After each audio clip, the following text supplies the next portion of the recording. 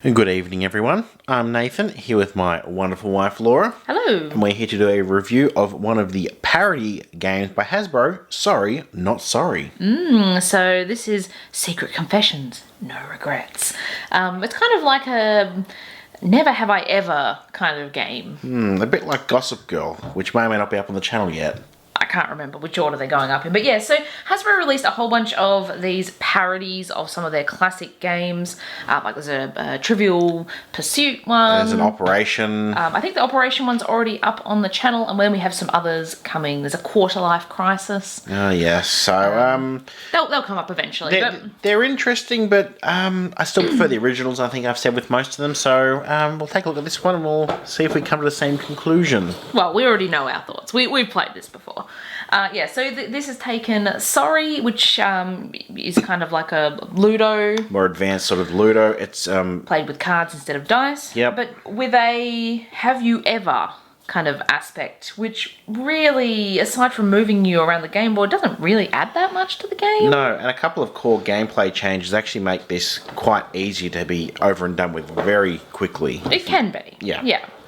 Alright, so let's get in and show you what you get in here. You have your... Have we played this? Yeah.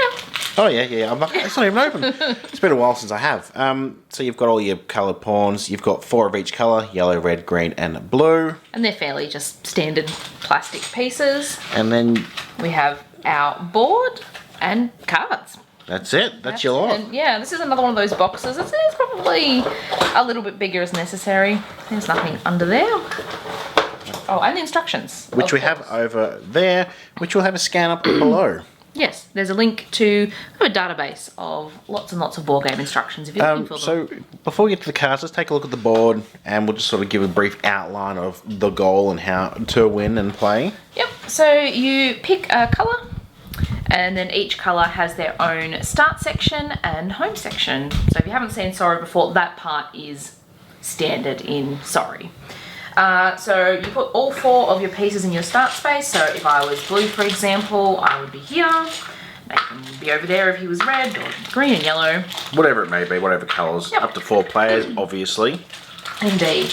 Now, to win the game, you have to get 3 pieces around the board and into your home space. If anyone's played Ludo before or any sort of similar games or the original Sorry, it's usually you have to get all of your one colour into the thing, all 4 of them. Normally it's 4. So you only have to get 3 of them. They also don't all have to be your own colour. So you could have 2 of yours and then 1 of somebody else's. You could have all 3 of someone else's somehow, or a mix of different colours. It doesn't really matter. So the way to steal someone's pawn is either land on them directly, as you would in the original game. Instead of getting sent back to the start like it would in the original Sorry, it gets sent straight to your home space, and that is basically yours. Then it's yours, yeah. So if Nathan was over here and I got the right points and I was coming along here and I went, aha, I've got him. Yeah, like you said, normally go back over there, but instead it goes straight in here. So you really, really want to land on your opponents because that counts as one of your 3 pawns home. And so depending on how the game's travelling, if you've had most of yours stolen, say 2 of yours stolen, and you got more players, it's almost possible to stalemate or an unwinnable situation for you, depending on how many you've got stolen. I think that would be unlikely, but yeah, I suppose it could be possible. Now, let's talk about how you move first, and then we'll talk about another thing with the stealing. So there's no dice in this game. We have cards. They have a spot on the board here, and then a discard pile on the other side. So a good chunk of the cards are basically just move forward or backwards. So you've got move forward 3. Let's go to the Sorry Not Sorry cards. In a minute. This one's move forward 10 or move backwards 1.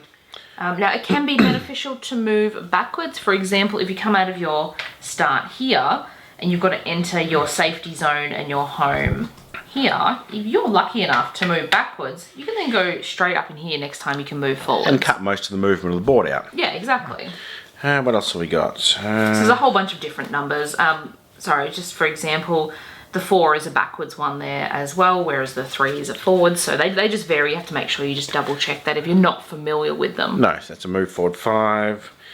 A move 4 to 7 or split the move between 2 pawns. So you can either move 1 pawn the whole 7, or you can move 1 pawn maybe 5 moves and a second one 2.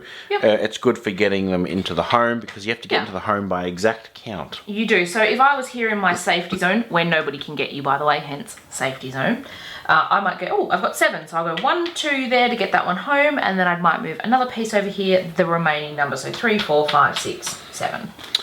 You do have to use the whole 7 though. If you can't move, so basically any of these cards, you have to make the move. Yes, whether it's favourable for you or not. If you can't make the move, you basically forfeit your turn. Yes. So you can't land on your own pieces. So that's a time where that might come into play. If I had a piece here, and maybe it was going to be, 4. Oh, I can't make that move. Obviously, in this case, I could move this one, but maybe there was something else blocking you. Or if you had everything else at home, you only had a couple in the safety zone, and none of the numbers allowed you to move into home. Yeah. Turns so over. if I got a 4 here, I can't go 1, 2, 3. I'll just stay there because I have to move the full 4. So it does happen. The other one is move forward 11 or change places with an opponent. So this can be really, really helpful. Maybe I've just come out of start, but Nathan has one of his pieces here near where I can enter my home. Swapping with him means I only have to travel this short distance. So that's another feature that stays the same from the original Sorry. I believe that card you can also choose not to play it if it... Yes, Yeah. so that's the only card that you can say, no, I don't want to use that. So if you can't move the 11 spaces and you don't want to swap with someone, you don't have to. All other moves must be made if they're possible to be made, though. The only other thing on the board that's worth mentioning is if you land on a space that says draw again, you draw again and follow the instructions. Yes, actually there's 2 other things on the board before we get to those other cards. If you land on one of these, try to slide the whole way through to the spot at the end. If there's anyone in the middle, you take those people and put them into your home as well. So you could win the game that way. If one of your pieces is here, you just ignore it. Nothing happens. Yes, you can't take yourself. The other thing is I have to go in here to my safety zone when I'm coming around. So if I land on this triangle here, it would slide me past my safety zone, so I don't follow that. I just stay on the triangle. Oh, and there's a shortcut here. If you land on here and it's your colour, you can go straight into home. Yep. If you land on someone else's colour, so say I landed on red, it does absolutely nothing. It's just a normal space. So it plays similar to obviously regular Sorry and Ludo and all those other sort of variations. The thing that makes it sort of saucy, pardon me, I guess saucy is Why I'm calling it saucy. have you ever been caught? So say it's my turn. I'm like, okay, I'm here. Pick up a card. Ooh, this is a bit saucy, a bit raunchy.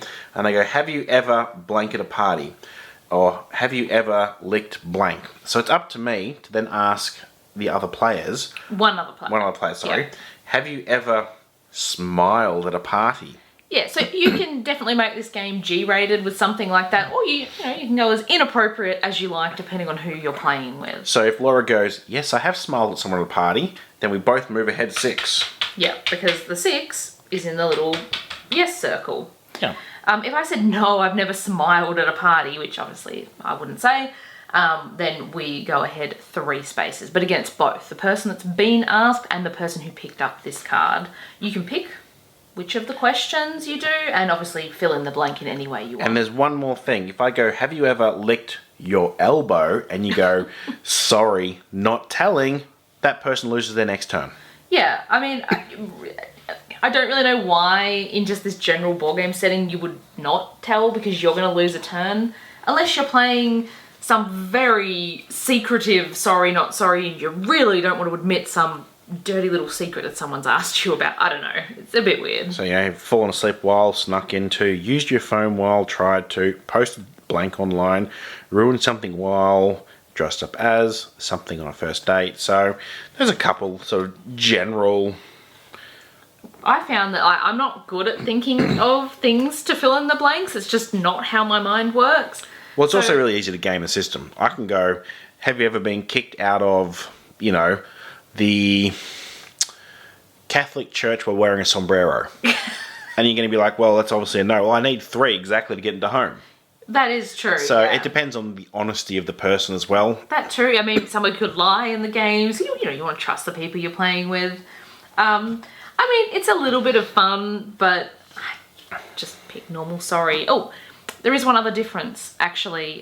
In sorry, you have to get a certain card that says you can move from start. I think it was like a 1 or a 2 or something, or a sorry card. In this game, you don't have to do that. So the minute I pick this up and I get a number card, I can just instantly start counting and move out of start. You don't have to get a specific number. So that's good. It gets the game moving a little bit faster. I like that feature. Yeah. I think the thing that I'm not a big fan of is you only have to get 3 home, and it's really easy to steal someone else's pawn, and then... Well, we say easy, but if you do have 4 players around the board and they have multiple pawns out, there's more chance you're going to land on them. Yeah, so it but can be easy. It just means that you can be doing really well and then just have one bad run and the game's over. So... That's true. I mean, it adds a bit of fun if you enjoy that sort of game, I suppose, but I just like sorry, so I just play the normal one, personally. Classic sorry. Exactly. I think we have 1 or 2 reviews up of just like a regular sorry version. I don't know, we've got a lot of board games up. Funny that, on the board game channel. If you enjoyed watching this video, give us a thumbs up. Let us know in the comment section down below if you've played any of these Hasbro parody games. I think there's 5 or 6 different ones, and we have most of them. Most of them we got on clearance for not too much. Yeah, we're still missing Risk, I think, whatever the Risk one is called. Hit that subscribe button and check back soon. We have videos every single Tuesday. Sounds good. Thanks for watching. Bye-bye.